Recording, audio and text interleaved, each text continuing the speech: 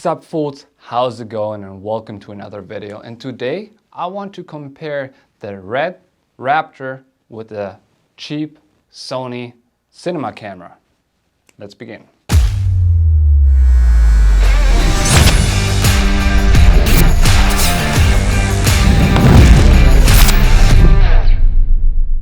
So very recently I had the privilege to shoot on a big boy cinema Red camera, and it was nice. I mean, you guys know, or maybe you don't know, I like to shoot on my FX3. I love this camera, shoot with it like almost every day, shooting with it right now.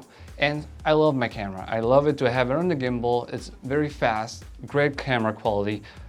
Sound works too.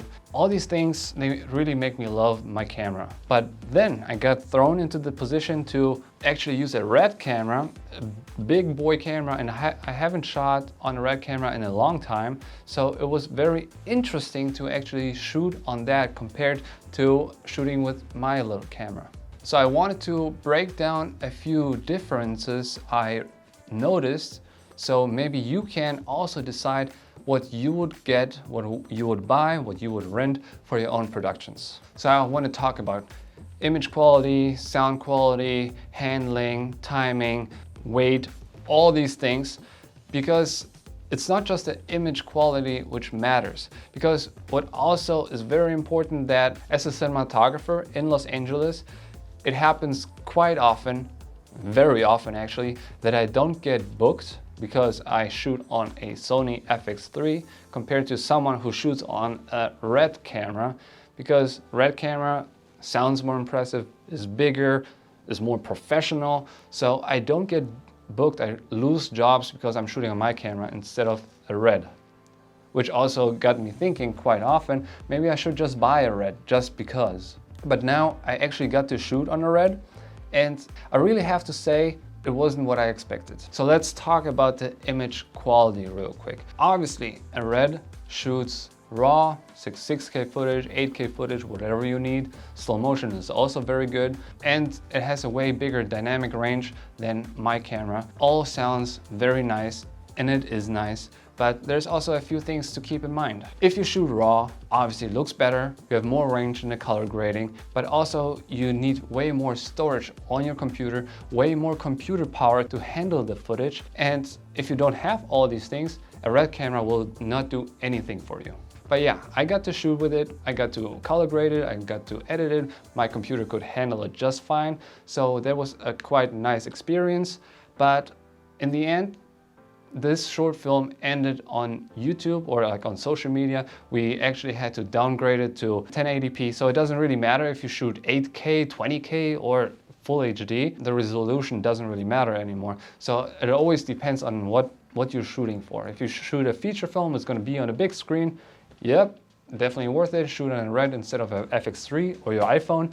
But if you shoot for YouTube, it's not necessarily necessary. The dynamic range though, this is definitely a cool thing, because if I shot in a pretty dark room and there's a window in the background and it's like super bright outside, with a Red camera I would get all of the information. I would get information from outside, so that I can see the trees or whatever. Inside I still can see the faces, so that would definitely benefit. And having it in RAW, even better. I wish this camera had RAW, but it doesn't. So that's definitely a big plus for the Red cameras. Now let's talk about the sound quality real quick. With my little FX3, I am capable of shooting video and sound in the same time. I have this little microphone here and it's wirelessly connected to the camera, and all of that is not possible with the Red camera.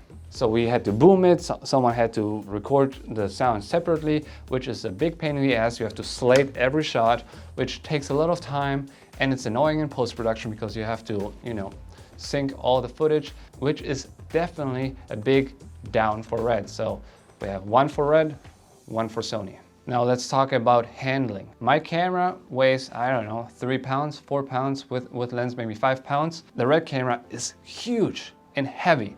Impossible to shoot handheld. I had a little easy rig, so it would help me with holding the camera in my hands. I didn't have a gimbal, so all of that is definitely easier with my Sony camera because it's way lighter. I have one of those gimbals stabilizing my footage. And all the shots I did handheld with the Red, pretty much not usable. Also, I'm not used to it, so it was very shaky. But to me personally, definitely another plus for Sony. Yeah, and when it comes to the weight and the size, it's definitely harder to shoot on Red because you don't fit in every room. Like with this little camera, I can squeeze myself in whatever cabinet and shoot somehow. With the Red camera, this thing is huge and you have to hold it, and sometimes you need support holding it. Every time when you move it from a tripod to the Easy Rig or even to the gimbal or Steadicam, it's a process and it always takes a lot of time and energy. I was sore after shooting with the Red. It was a workout. I was shooting with this thing for like 8 hours or so. It was heavy. Compared to like shooting with my camera, it was very easy. So definitely when it comes to rearranging setups from tripod to gimbal to Steadicam, whatever you need, another plus for the Sony. Price tag. But you know, with all that being said, you can see that I tend to go to Sony. Just a little bit. With all that being said, I gotta say that I'm more used to the Sony workflow. I know this camera better than I know my bedroom. Like with Red cameras, I always had to flick around and look for the settings and, you know, heavy, so I didn't know how to properly handle it. So it's definitely the lack of experience why I tend more to go to Sony, and a little bit of envy because Red people always get booked more than me. If I had a Red, I don't know if I would use it as much. I would still probably use mine more than the Red. But if I was shooting a feature film, I would totally go the extra mile and try to shoot on Red. But for the things I do, which is another plus for Sony, I love the autofocus. Autofocus is not a thing on the big cameras. You always have to pull focus yourself or have an external focus puller who has like his little thing and can pull focus for the camera operator. So it's a whole production. To operate one Red camera, you need like 3 people, you know? And this thing I can handle myself. That's why, me personally, I love my Sony FX3. By the way, this video is not sponsored, but it could be. Definitely not gonna say no to shooting with the Red again, but as for now, I love shooting with my FX3 or my 7S3. I love those little cameras.